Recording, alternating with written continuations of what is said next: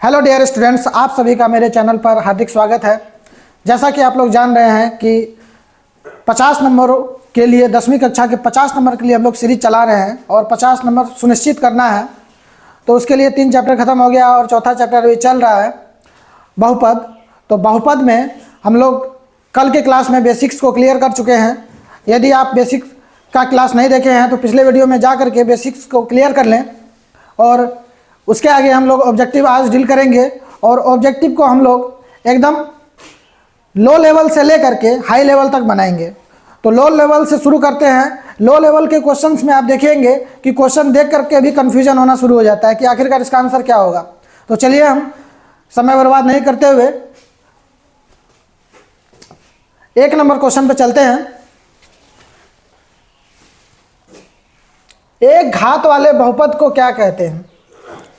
तो एक घात वाले बहुपद को क्या कहते हैं, इसका आंसर यदि आप बेसिक्स देखे हुए हैं, मेरा बेसिक का क्लास देखे हुए हैं तो एक मिनट में आंसर, 1 सेकंड में। एक घात वाले बहुपद को क्या कहते हैं? हम जान रहे हैं इसको रेखिक बहुपद,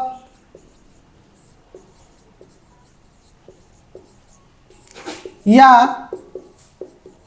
एक घातीय बहुपद कहते हैं।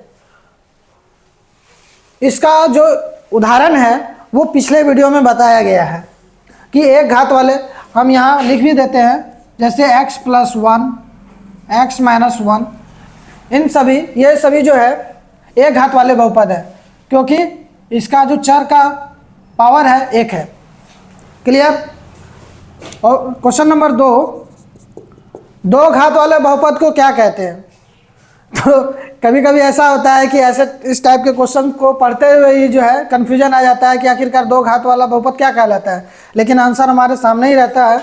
2 घात वाले बहुपद को द्विघात बहुपद कहते हैं। द्विघात बहुपद कहते हैं।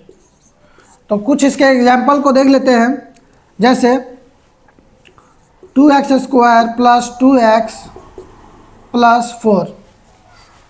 ये आगे पीछे भी हो सकता है, जैसे 2x + 2x² + 4। तो ये देख करके आपको घबराना नहीं है, इन दोनों में से कोई भी हो तो वो आपका द्विघात बहुपद होगा। ये यहाँ भी लिखा जा सकता है, मतलब ये इस समीकरण को हम किसी भी तरह से सजा दे, लेकिन उसका मैक्सिमम चर का वैल्यू क्या होना चाहिए, चर का पावर जो होना चाहिए 2 होना चाहिए। क्लियर? क्वेश्चन नंबर 3 है, 3 घात वाले बहुपद को क्या कहते हैं?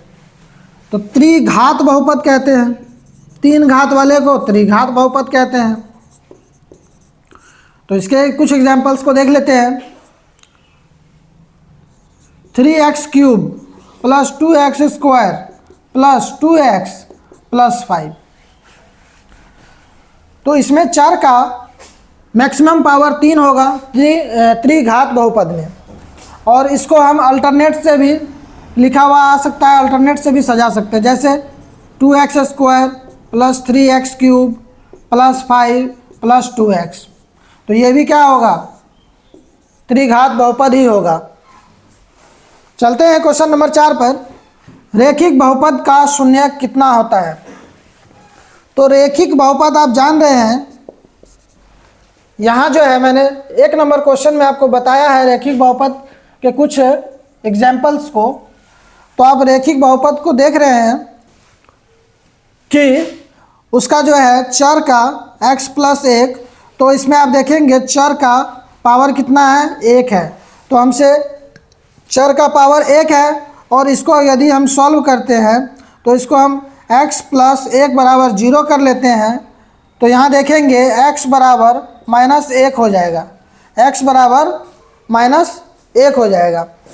तो रेखिक बहुपद का शून्य कितना होता है? हमेशा 1 ही होगा। क्या होगा? 1 होगा। हमेशा याद रखिएगा, रेखिक बहुपद का शून्य हमेशा 1 ही होगा।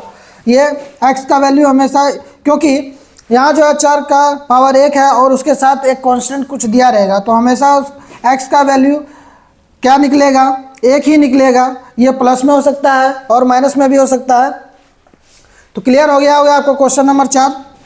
चलते हैं क्वेश्चन नंबर 5 पर। द्विघात बहुपद का शून्यक कितना होगा? तो द्विघात बहुपद, तो द्विघात बहुपद हम जान रहे हैं। द्विघात बहुपद क्या होता है? एक एग्जाम्पल के थ्रू इसको आप समझेंगे। एक एग्जाम्पल के थ्रू इसको समझिए। मान लेते हैं 2x² माइनस 32। तो आप देख रहे हैं ये जो है द्विघात बहुपद है। क्यों? क्योंकि चर का मैक्सिमम पावर 2 है। तो अब इसको हम सॉल्व करेंगे। सॉल्व करने के लिए क्या करते हैं, इसको बराबर 0 कर देते हैं। तो यहाँ देखिए 2x² बराबर क्या हो जाएगा, 32 हो जाएगा। आगे यहाँ ले रहे हैं। तो अब देखिए x² बराबर 32, ये 2 इधर गुना में है तो उस साइड जाएगा तो भागा में हो जाएगा। तो ये 2 एकम 2 और 16 दूना 32, 16 से कट गया, 16 बार में कट गया। तो x² बराबर क्या है, 16। अब इस स्क्वायर को हम उस साइड ले जाएंगे तो वो रूट बन जाएगा। x बराबर 16 पर रूट चढ़ गया, तो रूट जब टूटेगा तो वो हमको 2 मान देगा। यहाँ इसको रूट तोड़ने के लिए 4 गुना 4, तो ये हमारा यहाँ जोड़ा पेयर बन गया रूट के अंदर, तो ये बाहर निकलेगा और ये हमको 2 मान देगा। एक प्लस में 4 देगा, एक माइनस में 4 देगा। एक प्लस में 4 देगा, एक माइनस में 4 देगा। तो इससे आपको क्लियर पता चल गया द्विघात बहुपद का शून्यक कितना निकलेगा, तो 2 निकलेगा। कितना निकलेगा? हमेशा 2 ही निकलेगा। तो मैंने यहाँ एग्जाम्पल के थ्रू आपको समझा दिया है। आपको बस याद रखना है, क्वेश्चन जैसे एग्जाम में पूछा जाएगा द्विघात बहुपद का शून्यक कितना होगा, तो आप डायरेक्ट वहाँ ऑप्शन में 2 देखेंगे तो उसको आप सर्किल कर देंगे। उसी तरह रैखिक बहुपद का शून्यक कितना होगा, तो 1 होगा, ये याद रखना है और आप सीधा सर्कल कर देंगे। अब चलते हैं क्वेश्चन नंबर 6 पर। तो इसी तरह त्रिघात बहुपद का शून्यक क्या होगा? तो त्रिघात बहुपद का शून्यक सीधा क्या हो जाएगा, 3 हो जाएगा। ये आपको याद रखना है, ये सीधा डायरेक्ट आपका आंसर हो गया। क्योंकि हम जिस तरह बताए हैं आपको, रैखिक बहुपद का 1 निकल रहा है, द्विघात बहुपद का 2 शून्यक निकल रहा है, इसी तरह त्रिघात बहुपद का शून्यक 3 निकलेगा। उसी तरह अगर 4 घात वाला बहुपद होगा तो उसका शून्यक 4 निकलेगा। तो यहाँ तक आपको ये जो 6 क्वेश्चन है जो आपको आसान से दिखते हैं, एकदम बेसिक से क्लियर हो गया होगा, कोई भी डाउट नहीं बचा होगा। क्योंकि ये क्वेश्चन एकदम लो लेवल के हैं तो समझने में भी कोई दिक्कत नहीं हुआ होगा। आगे चलते हैं क्वेश्चन नंबर 7 पर। अब यहाँ देखिए द्विघात बहुपद का व्यापक रूप क्या होगा। तो यदि आपने मेरा इस चैप्टर का बेसिक का क्लास देखा होगा तो वहाँ मैंने बताया हुआ है कि द्विघात बहुपद का व्यापक रूप क्या होगा। तो द्विघात बहुपद का व्यापक रूप आप जान रहे हैं, सीधा आंसर होगा ax² plus bx plus c। ये हो जाएगा आपका द्विघात बहुपद का व्यापक रूप। द्विघात बहुपद का व्यापक रूप, इसमें चर का मैक्सिमम घात या पावर 2 होगा और ax² का कोफिशिएंट होगा, bx का कोफिशिएंट होगा और c जो है कांस्टेंट रहता है। तो द्विघात बहुपद का व्यापक रूप आप हमेशा दिमाग में सेट रखेंगे कि ये आपका आंसर हो जाएगा। आपसे वहाँ पे दे दिया जाएगा एक घात का व्यापक रूप दे दिया जाएगा, 2 घात का व्यापक रूप दे दिया जाएगा, 3 घात का व्यापक रूप दे दिया जाएगा। और उसमें यदि आपसे पूछा जाता है कि द्विघात बहुपद का व्यापक रूप क्या होगा, तो आप क्लियर रूप से ये आंसर टिक कर सकते हैं। चलते हैं क्वेश्चन नंबर 8 पर। देखिए इसका सॉल्यूशन क्या होगा। तो यहाँ रैखिक बहुपद का व्यापक रूप क्या होगा। तो रैखिक बहुपद का व्यापक रूप आपको पता है, जिस तरह मैंने बताया हुआ है, ax प्लस 1 हो सकता है और ax प्लस 1, ax प्लस 1, या यहाँ c दे सकते हैं कांस्टेंट, यहाँ c दे सकते हैं कांस्टेंट। और इसको हम लिख सकते हैं जैसे 5x प्लस 1 लिख सकते हैं, और लिख सकते हैं 5x माइनस 2। ये सब क्या हो गया, इस रैखिक बहुपद के व्यापक रूप से बनाया हुआ समीकरण हो गया। और द्विघात बहुपद का व्यापक रूप यह है, इसी तरह इसका समीकरण भी हम लोग इस तरह बनाते हैं, यहाँ बनाया हुआ है।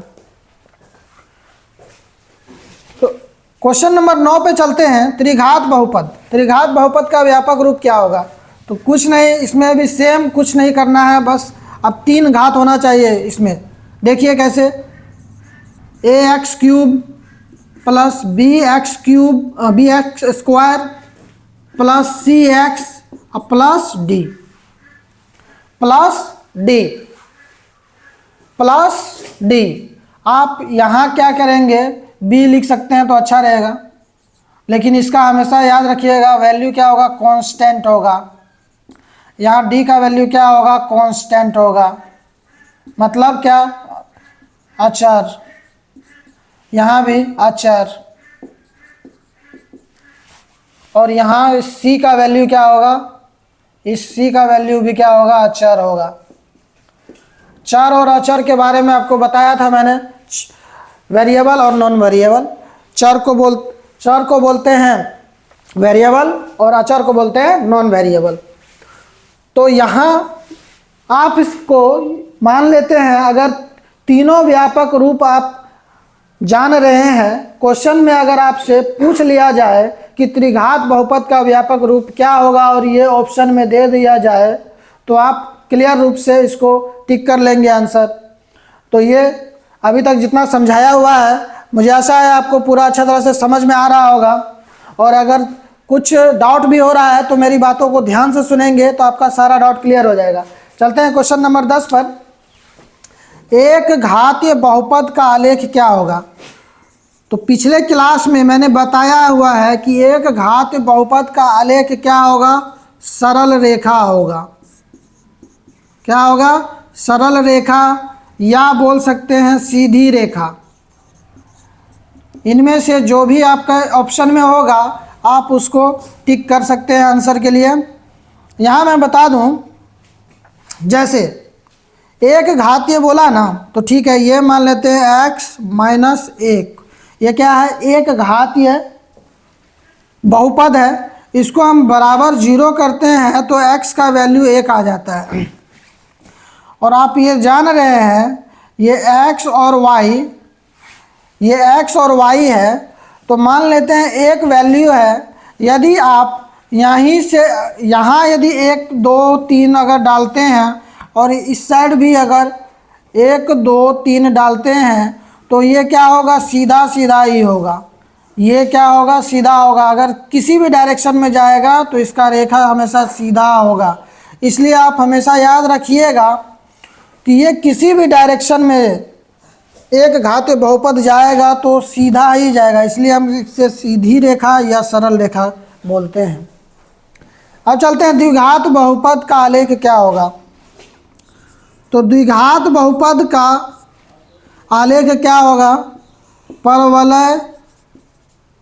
परवलय आकार का होगा। तो ऑप्शन में आपको दिया रहेगा परवलय, तो आपका आंसर हो जाएगा परवलय। तो इसमें भी यहाँ जैसे x का मान 1 निकला है, तो इसमें क्या होता है कि x का मान 2 निकलेगा। 2 माइनस 2 लिख लीजिए, या 5 माइनस का और माइनस का 4 ही लिख लीजिए।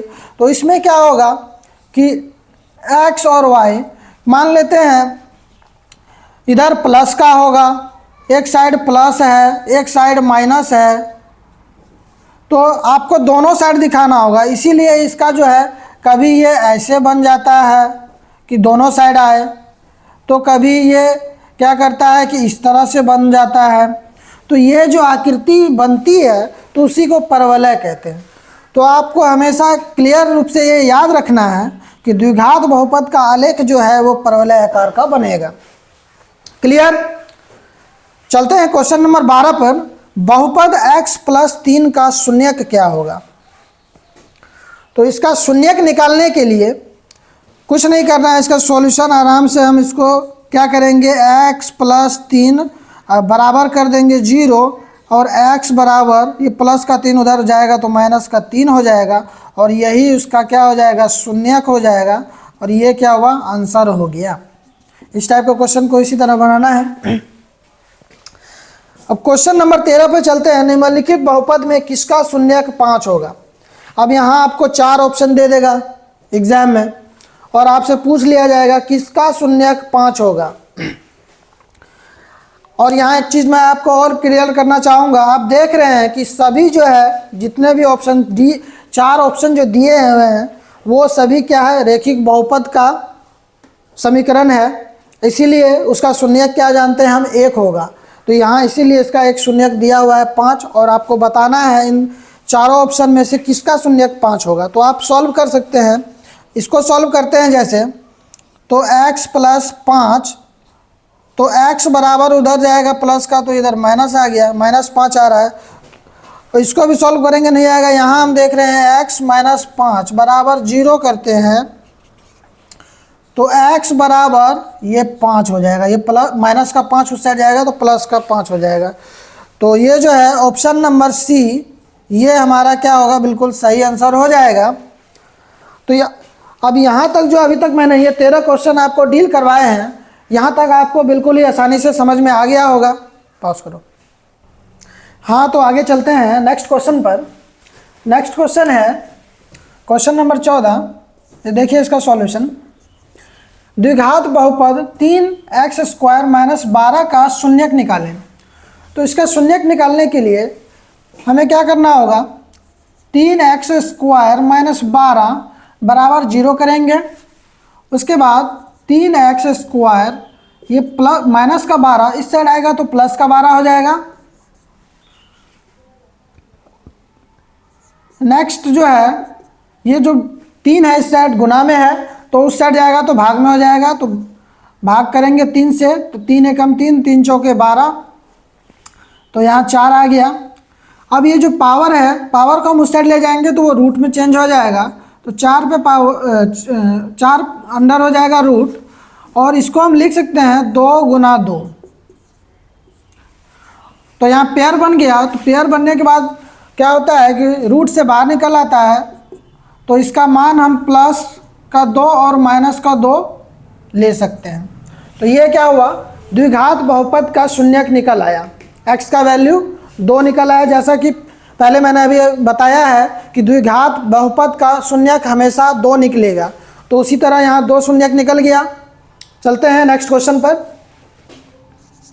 क्वेश्चन नंबर 15 देखिए इसका solution. p × x = x² - 3x - 4 बहुपद का x बराबर 4 पर क्या होगा। तो इसमें हमें p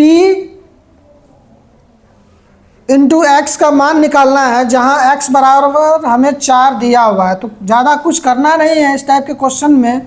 x का वैल्यू दिया हुआ है तो बस हमें जहां जहां x होगा उसके जगह उसका वैल्यू पुट करेंगे और आंसर हो जाएगा।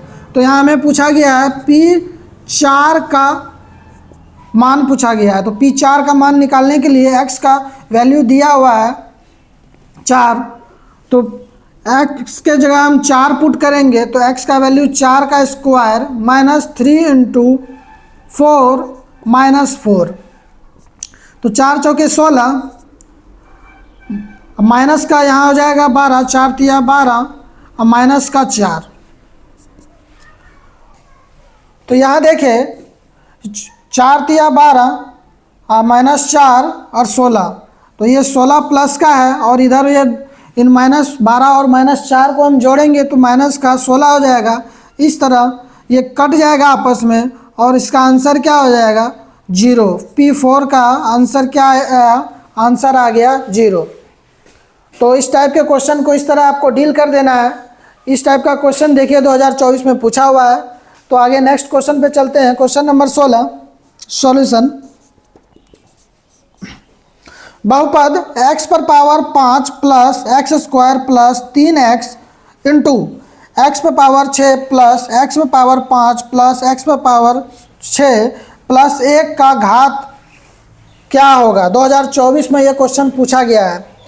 तो बच्चे इस क्वेश्चन को देखकर गलत कर जाते हैं। क्यों? क्योंकि बच्चों के दिमाग में यह होता है कि जो घात होता है, द्विघात बहुपद में जो घात मैक्सिमम होता है वही आंसर हो जाता है। तो यहाँ आप देखेंगे कि सबसे अधिक पावर x पे पावर 6, तो आप इसका आंसर x पे पावर 6 कर देंगे, और x पे पावर 6 है तो आप इसका घात क्या करेंगे, आंसर में 6 टिक करके आ जाएंगे। वहाँ एग्जामिनर जो है गलत करवाने के लिए ऑप्शन में 6 दिया रहता है। तो यहाँ एक ध्यान देने वाली बात है, आप देखिए ध्यान से, यहाँ जो है ये समीकरण सीधा दिया नहीं हुआ है, यहाँ ये जो है आपस में गुना में है। यहाँ जो ब्रैकेट से घेरा हुआ है तो यहाँ ये आपस में क्या है, गुना में है। तो यहाँ मैं आपको एक बात क्लियर कर दूँ कि यदि बेस समान होता है, और यदि बेस समान होता है जैसे कि x पे पावर 2 और x पे पावर 3, तो यहाँ इन दोनों का बेस समान है। यदि बेस समान होगा तो पावर क्या होगा, जुड़ जाएगा। ये पावर जो है ये जुड़ जाएगा, और x पे पावर क्या हो जाएगा, 2 + 3, तो x पे पावर क्या आया, x पे पावर 5 हो गया। तो इस तरह इस क्वेश्चन को हम डील करेंगे। ये जो क्वेश्चन डील होगा इसी तरह होगा, हम दोनों समीकरण में से जो इसका मैक्सिमम पावर है उसको ले लेंगे। यहाँ देखिए इसमें जो है मैक्सिमम पावर जो है किस चर का है, तो x पे पावर 5, तो x पे पावर 5 जो है इसका मैक्सिमम है पावर, तो x पे पावर 5 लिख दिए। उसके बाद इस दूसरा समीकरण से जिसका x का पावर ज़्यादा होगा उसको ले लेंगे। तो इस साइड x पे पावर 6 का पावर ज़्यादा है तो हम इस साइड इसको ले लिए, x पे पावर 6। अब इन दोनों को गुना में है तो इन दोनों का हम गुना करेंगे, तो x पे पावर 5 गुना x पे पावर 6। तो आप देख रहे हैं दोनों का बेस क्या है, सेम है। बेस सेम जब रहता है तो पावर जो है जुड़ जाता है, तो x पे पावर 5 + 6 हो जाएगा, और इसका आंसर क्या हो जाएगा, x पे पावर 11। x पे पावर 11 इसका आंसर हो जाएगा। और x पे पावर 11 आया तो इसका मतलब क्या है, घात 11, ये आंसर होगा। क्या होगा, घात इसका मैक्सिमम क्या निकल के आया, 11। क्योंकि इसको यदि इस समीकरण को इस समीकरण से हम गुना करेंगे तो मैक्सिमम घात मेरा क्या निकल के आएगा, x पे पावर 11, ये मैक्सिमम घात निकल के आएगा। और हमसे घात पूछा गया था और इसका आंसर 11 हो जाएगा। तो इस टाइप के क्वेश्चन बच्चे गलत करके आते हैं एग्ज़ाम में, और मुझे आशा है कि अब जो है यहाँ जो मैंने समझाया है आपको आसानी से समझ में आ गया होगा। आगे चल के इस टाइप के क्वेश्चन को आप गलत नहीं करेंगे और अपना नंबर सुनिश्चित करेंगे। और यहाँ एक मैं बात और आपको बतलाना चाहूँगा, यहाँ तो ये गुना में है, लेकिन यदि भाग में दे देता तो यहाँ क्या होता कि पावर जो है घट जाता आपस में।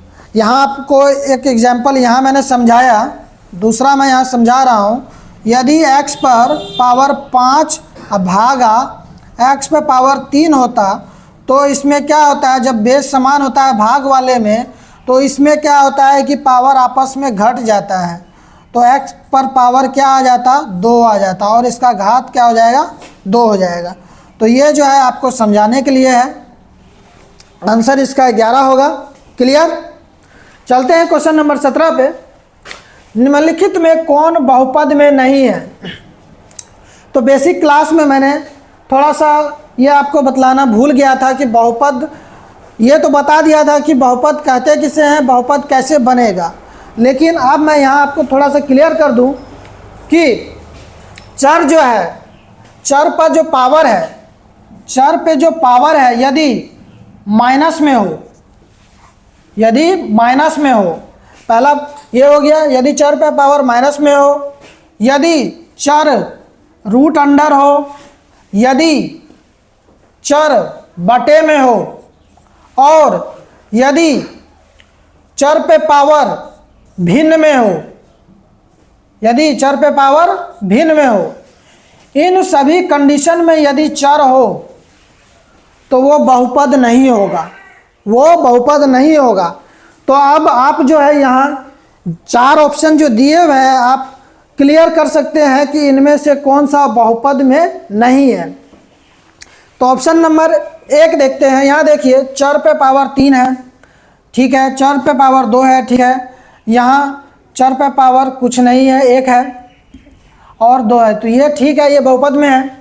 दूसरा देखते हैं, यहाँ जो है रूट अंडर 5 है, ये कोफिशिएंट है, 4 पे पावर नहीं है, 4 पे रूट नहीं है।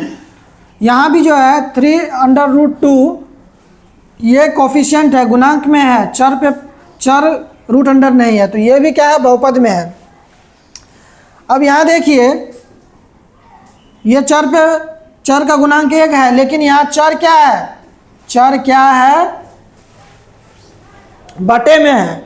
और यहाँ मैंने बताया है कि 4 यदि बटे में होगा तो वो बहुपद नहीं होगा, और यही हमारा आंसर हो जाएगा। ऑप्शन नंबर सी क्या हो जाएगा, ये हमारा बिल्कुल ही सही आंसर होगा, करेक्ट आंसर हो जाएगा।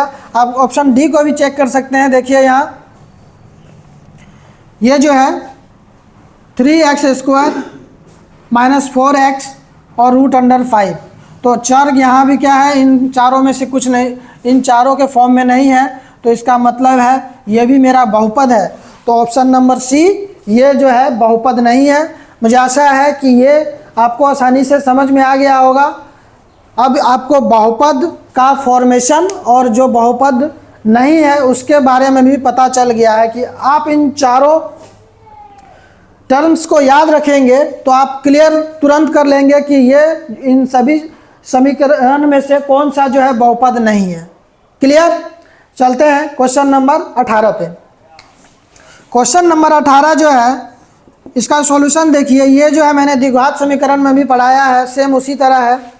आपको मैं बता दूं, शून्यंकों का योग पिछले क्लास में मैंने बताया है, alpha plus beta is equal to minus B बटे ए होता है, और अल्फ़ा इंटू बीटा सी बटे ए होता है। ये फॉर्मूला आप फिर से नोट कर लें। इसी फॉर्मूला का यूज़ करते हुए अभी हम इसको सॉल्व करेंगे। तो यहाँ देखिए ए का मान क्या है, 2 है, बी का मान क्या है, प्लस का 8 है, और सी का मान भी क्या है, प्लस का 1 है। तो अब मुझसे पूछा गया है शून्यंकों का योग क्या होगा। तो शून्यंकों का योग के लिए फॉर्मूला हमारे पास है अल्फ़ा जोड़ beta is equal to minus B बटे ए।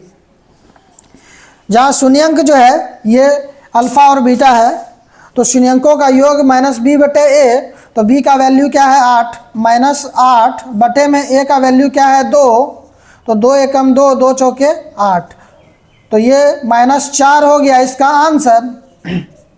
ठीक है, यहाँ शून्यंकों का योग है, योग और गुणनफल अगर बोल दिया जाता कि गुणनफल भी निकालें, तो फल के लिए हम जो सूत्र जान रहे हैं क्या है, अल्फ़ा इंटू बीटा जो है सी बाय ए, और सी का वैल्यू 1 है और ए का वैल्यू जो है 2 है, तो 1/2 ये हो जाता गुणनफल के लिए। तो यहाँ तक जो है आज जो है ऑब्जेक्टिव के 18 क्वेश्चन डील किए गए हैं, और मुझे आशा है कि आपको सभी क्वेश्चन बिल्कुल ही आसानी से समझ में आ गया होगा। यदि समझ में नहीं आया हो तो आप जो है मेरे बातों को ध्यान से सुने, और आपको मुझे उम्मीद है कि आसानी से समझ में आ जाएगा। आप लोग इसी तरह मेरे वीडियो को प्यार देते रहें, और ज़रूरतमंदों के पास जो भी अभी तैयारी कर रहे हैं क्लास 10th की, उनके पास वीडियो पहुँचाएँ, क्योंकि आप लोग जान रहे हैं विद्या एक ऐसा धन है जो जितना बांटा जाए वो उतना ही उसे प्राप्त होता है जो बांटता है। और इसी के साथ आप जो है मैं क्लास को समाप्त करता हूँ। धन्यवाद।